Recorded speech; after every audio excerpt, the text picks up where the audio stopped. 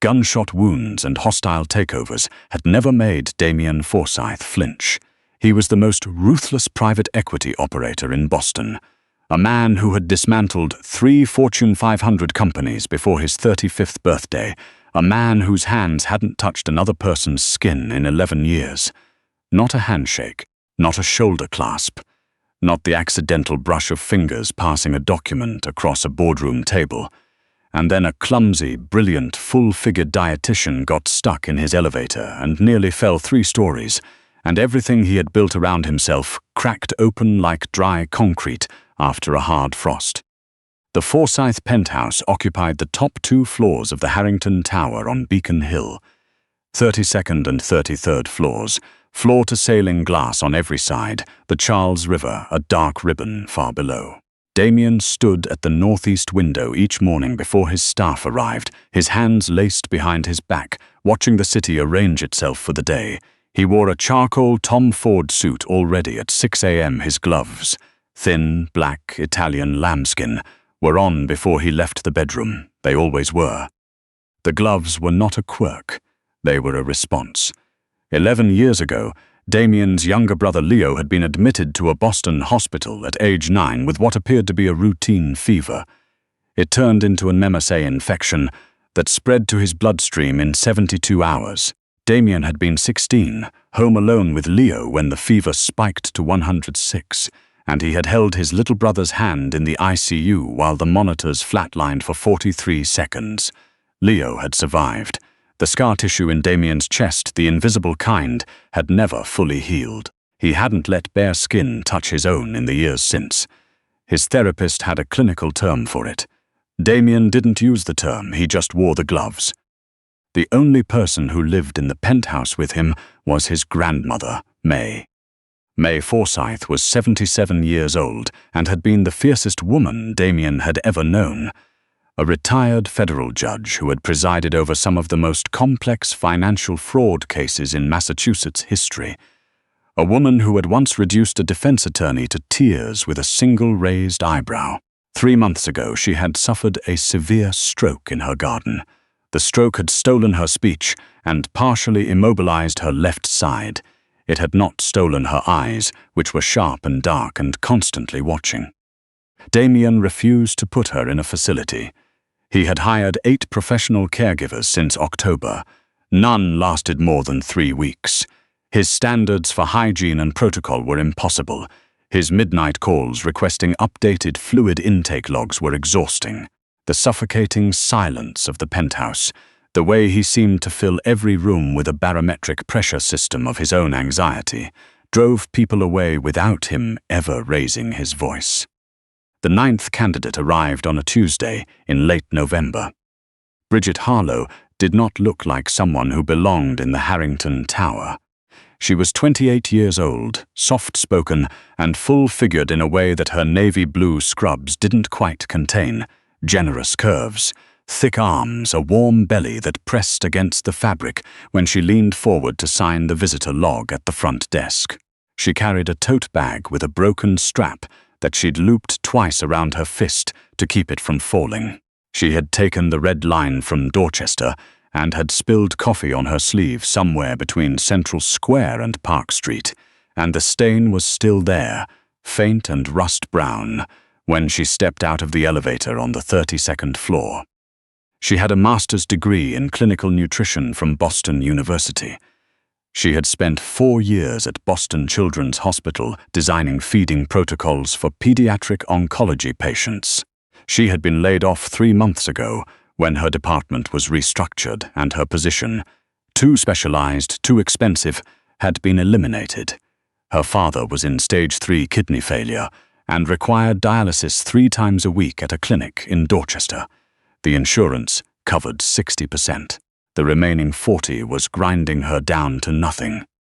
She had seen the private listing on a medical staffing board, noted the salary, which was genuinely obscene, and applied with the specific, pragmatic desperation of a woman who had already sold her car and was considering her furniture. Damien met her in the foyer. He assessed her the way he assessed everything, in seconds, categorically. She was late by 4 minutes. Her shoes were practical, well-worn, waterproofed.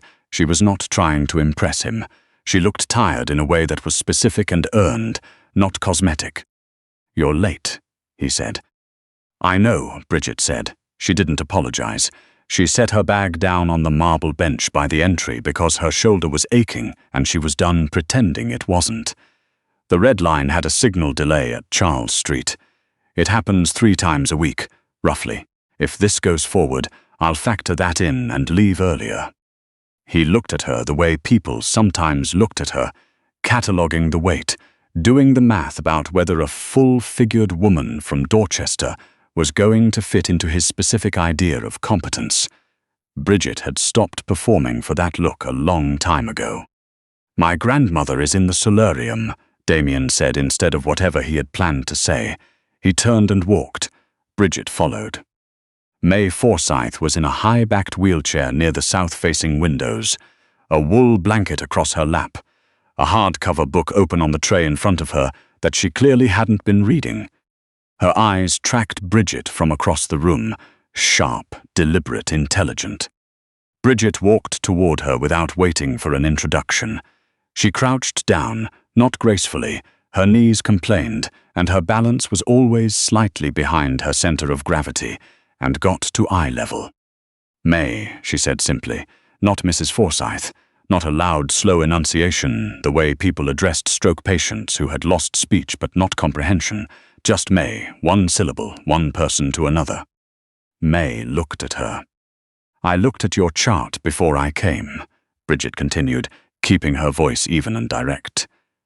"Your sodium intake is almost certainly too high for what your kidneys are processing right now, which is probably why you've been retaining fluid in your left ankle. I'd want to fix that, and your current meal plan is technically adequate and completely joyless, which is its own kind of malnutrition." A pause. The solarium was very quiet. May lifted her right hand, the functional one, and placed it over Bridget's where it rested on the arm of the wheelchair. Damien inhaled sharply from behind them. It was the first time May had willingly initiated physical contact with anyone since the stroke. "You have the position," Damien said. His voice was perfectly controlled. Something behind it was not. "The salary is as posted. Your father's dialysis costs at the Dorchester clinic will be covered by my account starting this week." Bridget stood up, very slowly, because her knees were not cooperating. She turned to look at him. "How do you know about my father?" "I know everything about anyone who works in this building," he said. A pause, and something shifted almost imperceptibly in his expression. Not quite apology, but awareness. "There are terms. You don't discuss my business with anyone outside this residence. You don't bring guests here without 24 hours' notice. You do not go into the North Office wing after 10 p.m. without explicit permission." He stepped closer, close enough that she could see the fine stitching on the collar of his shirt, the faint tension around his jaw. "And under no circumstances do you attempt to touch me." Bridget looked at his gloved hands, looked up at his face. "Understood," she said. 4 weeks passed. The penthouse, which had always felt like a very expensive museum with bad acoustics, began to change in ways that were difficult to articulate. Bridget hummed while she prepared May's meals, not performance humming, but the absent-minded kind, the sound of a person who is genuinely occupied. She rearranged the solarium chairs so May's wheelchair could access the window directly. She brought in a small Bluetooth speaker and started playing Ella Fitzgerald during breakfast because she had read May's case notes and noticed that May's late husband had been a jazz pianist. The first morning the music played, May closed her eyes and tilted her chin up slightly, just slightly, but it happened. Damien noticed it through the solarium camera feed, while he was supposed to be reviewing term sheets at 10 a.m. He noticed other things.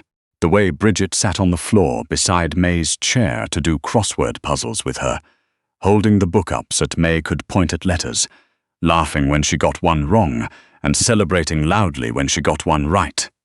Not in a condescending way, in the way of two people who are genuinely playing a game together. The way she ate her own lunch standing at the kitchen island, reading the newspaper on her phone, occasionally reacting to something with an expression no one was watching. The way she moved through space without apology, her full body taking up exactly as much room as it needed, no more and no less. He had spent 11 years keeping people at the exact distance where they became manageable. Bridget Harlow was disrupting the calibration without seeming to try. The night everything broke open was the last Thursday in November. A nor'easter was battering the coast, rattling the penthouse windows in their frames. Damien was in the north office wing with a migraine that had been building since noon, trying to work through the pain because a 9-figure acquisition was closing in 36 hours, and the numbers still didn't reconcile. May was settled for the night. Bridget had been downstairs in the building's indoor atrium with May for the evening walk, a route she had mapped out so May could feel air movement and changing light without the wind. At 9:14 p.m., the Harrington Tower's smart building system went dark. Not a power outage, something surgical. A coordinated cyber intrusion targeting the building's elevator operating system, security feeds, and electronic door locks simultaneously, the signature of professionals who had been paid a great deal of money to do something they were not supposed to be doing. Damien's security chief, Sterling, identified it in under 4 minutes. The client, a competing firm that had been losing ground to Forsythe Capital for 2 years and had apparently decided that if they couldn't beat him in the market, they would breach his servers physically. Bridget didn't know any of this when the elevator stopped between floors 30 and 32. She knew the lights went out. She knew the elevator lurched and stopped.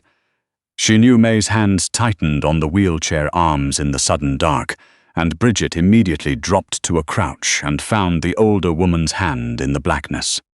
"I've got you," she said. "I've got you. We're okay." She could feel May's pulse, rapid and frightened, under her fingertips. The elevator had an emergency release for the doors. Bridget found it by touch, pried the panel open, and got the doors to move. They opened to a gap of maybe 18 inches, and she could see the lip of floor 32 above her. The elevator had stopped about 14 inches below the landing, close enough to climb through. Not easy, given the geometry of her body versus the geometry of the gap, but possible. More importantly, there was a service phone inside the elevator that she found and used to call Sterling's extension, confirming their location and May's condition. What she hadn't expected was Damien's hands. She had managed to get May's wheelchair to the door and was trying to figure out the physics of getting the chair up and through the gap, working through it methodically, out loud, the way she worked through every problem. When she heard footsteps on the landing above, she grabbed the floor edge and started to haul herself up to get the leverage angle she needed. Her palms found the smooth marble. Her body weight worked against her, as it always did in these moments. She started to slip. Damien's hands closed around her wrists. Bare hands, no gloves. He'd torn them off somewhere in the sprint from the office. She registered the warmth of his grip before she registered anything else. Large, calloused, very strong, and holding on with a pressure that was almost painful and completely necessary. He pulled. She came up. For a moment she was half kneeling on the landing floor, his hands still wrapped around her wrists, both of them breathing hard. She felt his thumbs resting against her pulse. He felt hers. Neither of them moved for a moment that lasted longer than it should have. Then Sterling's voice came through the stairwell intercom, sharp and clipped, reporting a physical breach on 32. Damien released her wrists and straightened in a single motion, his face settling back into the particular cold composure she had come to recognize as his default armor. He was already moving toward the stairwell door. Bridget's brain computed one thing: May was still in the elevator, and 32 was compromised. She went through the stairwell door before Damien could stop her, moving at the particular pace of a full-figured woman who had stopped apologizing for her body somewhere around age 23 and simply used it, all of it, every pound, as a vehicle for getting where she needed to be. She was not fast. She knew she was not fast. Her lungs burned on the first flight, and her thighs were loud against each other in the stairwell silence, and she didn't care about any of that, because May was alone, and May couldn't call for help, and May would be terrified in the dark. She heard Damien behind her, and then, beside her, his hand catching her arm at the top of the staircase just as a burst of sound and impact tore through the plaster, 10 feet ahead of where she would have been standing. He pulled her against the wall, his body coming around hers, covering her with the full width of his shoulders. His head was low over hers. She could feel him breathing. "Don't move," he said very quietly. "May is up there alone." Her voice was steady in a way she was proud of later. "She can't call out. She can't move quickly. She's in the dark and she's frightened." "I know," Damien said. His bare hand was pressed flat against the back of her head, fingers in her hair, holding her down and still and safe. "I know. Let my people do their job." It took 11 minutes. Afterward, Sterling would describe it as a clean neutralization. 3 mercenaries, no casualties among Damien's team. They found May in Damien's north office, her wheelchair wedged against the door from the inside, her right hand gripping a heavy marble letter opener she had apparently retrieved from his desk. She had barricaded herself in. The expression on her face when Bridget came through the door, the specific sharp relief of it, was the expression of someone who had expected to be found. The building's safe room was 3 floors underground, poured concrete walls, climate-controlled, lit by backup generators, with warm spectrum bulbs that someone had installed at some point to make the place feel less like a bunker. It didn't fully work, but it helped. May was asleep in her chair.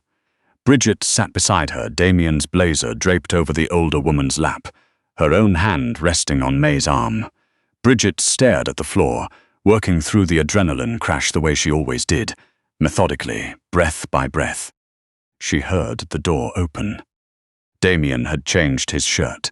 The new one was black, sleeves rolled to the forearms. He crossed the room quietly and crouched in front of her, elbows on his knees, hands loose between them. His hands were bare. "The firm that hired them," he said. "They'd been monitoring my financial accounts for 6 months. They found the payments going to the Dorchester dialysis clinic, and they did their research." A pause. "They assumed that a man like me doesn't pay a stranger's medical bills unless she's something to him." Bridget felt the blood leave her face. "They attacked because of me." "They attacked because of me," Damien said. "Because I brought you into my world without thinking about what exposure that created." His hands came forward and rested on her knees, just rested there, no gloves. Warm weight, barely any pressure, but entirely real.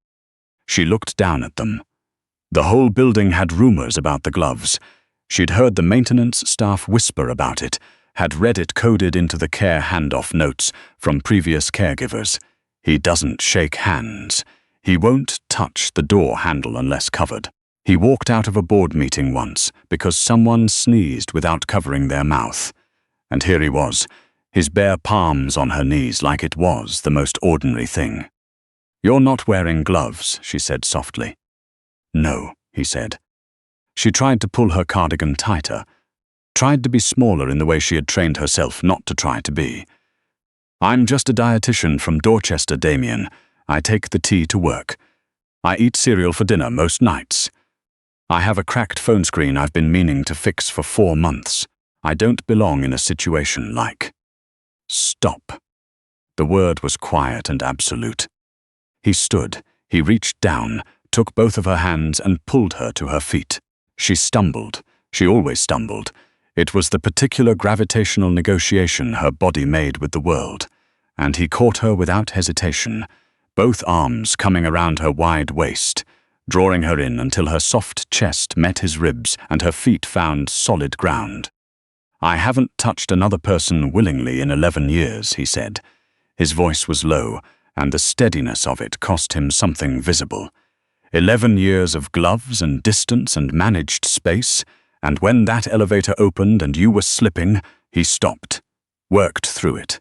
My hands moved before I made a decision. That doesn't happen to me.